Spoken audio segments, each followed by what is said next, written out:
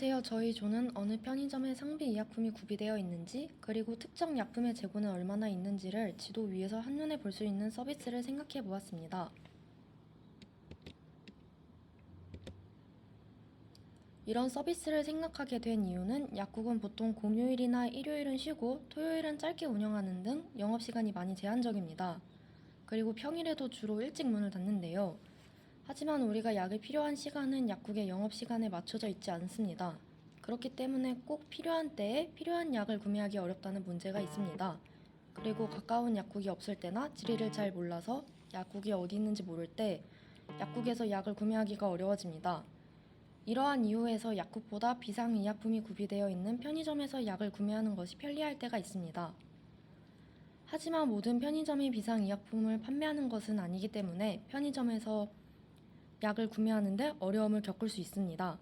그리고 편의점에서 살 수 있는 약은 의사 처방 없이 환자 스스로 판단해서 사용할 수 있는 일반 의약품 20품목 이내 범위에서 보건복지부 장관이 정하여 고시하도록 되어 있기 때문에 편의점에서 약을 구매하는 것은 전혀 문제가 되지 않습니다. 그렇기 때문에 많은 사람들이 필요할 때에 바로 필요한 약을 복용하는 데 편리함을 느낄 수 있도록 한눈에 상비 의약품이 있는 편의점을 찾을 수 있고 재고를 표시해 줄 수 있는 서비스를 생각하게 되었습니다. 다음은 문제 상황에 관련한 기사입니다.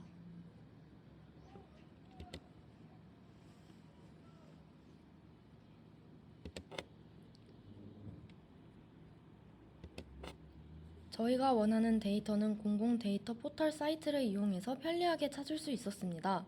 전국 편의점을 대상으로 하기에는 너무 많아서 먼저 범위를 성남시로 제한해서 검색해보니 성남시 안전 상비 의약품 판매업 현황이라는 CSV 파일을 얻을 수 있었습니다.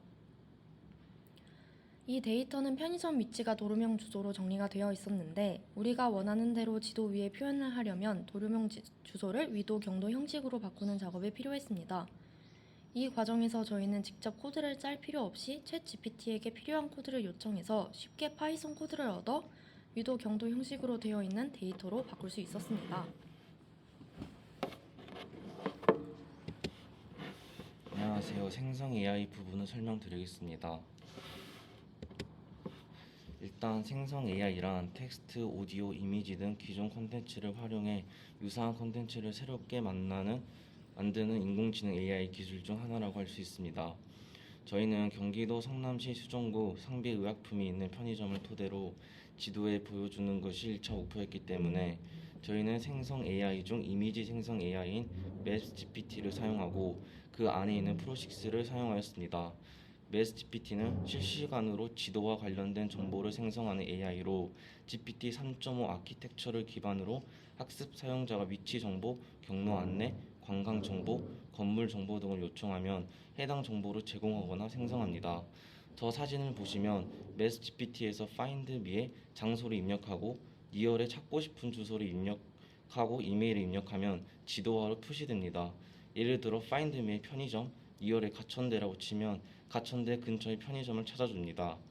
저희는 가천대 근처 1km에 있는 수정구 편의점을 지도로 표시하는 것을 목표로 하였기 때문에 find me의 편의점, 니얼에 가천대 1km 내에 있는 편의점 주소 15개를 작성하였습니다. 처음에 근처 1km에 있는 15개 주소를 다 입력하려고 하니 오류가 떴고 쉽게 잘 되지 않았습니다. 그래서 한 개씩 다 입력을 하니 잘 되는 것을 알 수 있었습니다. 왼쪽 사진을 보시면 가천대 근처 1km 상비 의약품을 파는 편의점을 지도상에 표시되어 있는 것을 쉽게 볼 수 있고 오른쪽은 실제 편의점 주소를 입력한 것을 보여주는 사진입니다. 이를 통해 생성 AI인 맵sGPT의 결합으로 상비 의약품이 있는 가까운 편의점의 안내를 지도에 쉽게 표시할 수 있었습니다.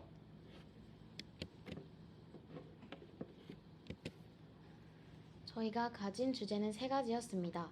성남시 수정구에 있는 비상약품을 가지고 있는 편의점을 지도상에 표시하는 것, 그리고 가천대학교 주변 1km 안에 있는 비상의약품을 가지고 있는 편의점을 지도상에 표시하는 것, 마지막으로 가천대학교 주변의 편의점 중에서 상비의약품의 재고가 있는 편의점만 따로 표시하는 것, 이렇게 세 가지입니다.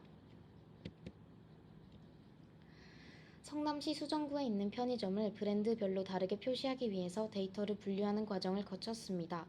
그렇게 분류한 데이터를 통해 편의점 종류에 따라서 색을 다르게 해서 지도에 표시했습니다.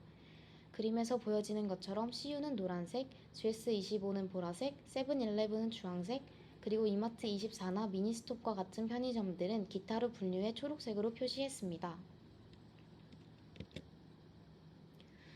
가천대학교를 현 위치로 설정하여 주변 1km 이내의 편의점을 찾기 위해 가지고 있는 주소 데이터를 위도와 경도로 변환하는 과정이 필요했습니다.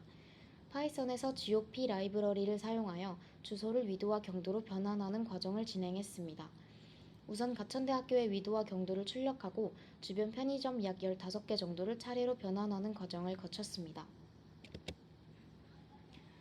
그림에서 보시는 것처럼 재고가 없는 편의점을 빨간색으로, 재고가 남아있는 편의점은 파란색으로 표시해서 한눈에 재고가 남아있는 편의점을 알 수 있도록 했고, 재고가 있는 편의점은 몇 개가 남아있는지까지 입력해서 확인할 수 있었습니다.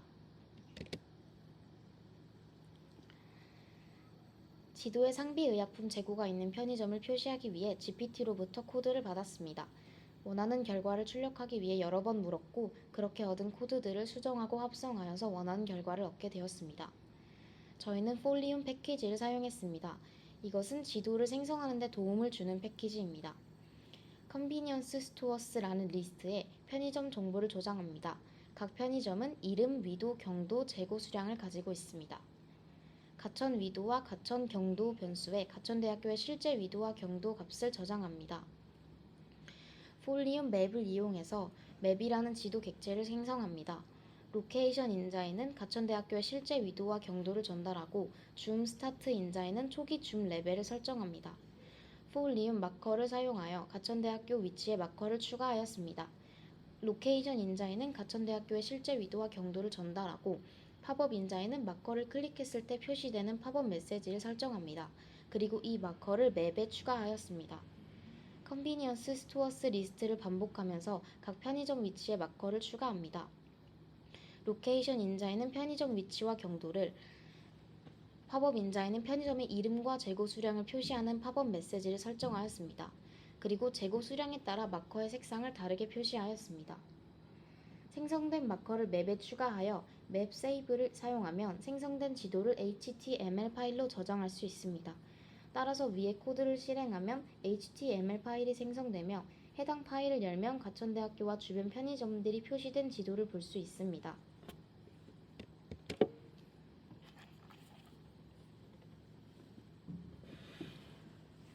다음으로 저희가 설정한 타겟 커스터머입니다. 네이버 폼을 이용해서 설문조사를 실시했는데요. 감사하게도 약 50분이 응답을 해주셨습니다.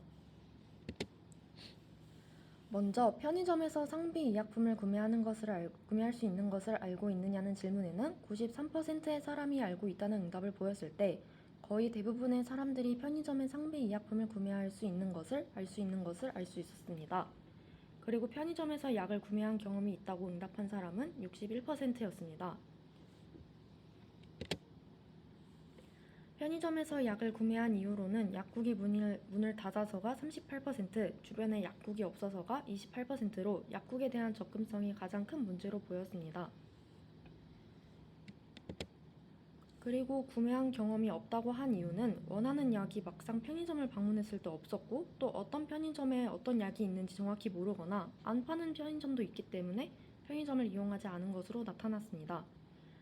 그리고 편의점에서 상비 의약품을 찾는 과정에서 어려움을 겪은 경험을 물어봤는데 편의점에서 상비 의약품을 판매한다는 사실을 들어본 경험이 없어서 의약품 찾아볼 생각을 하지 못했다.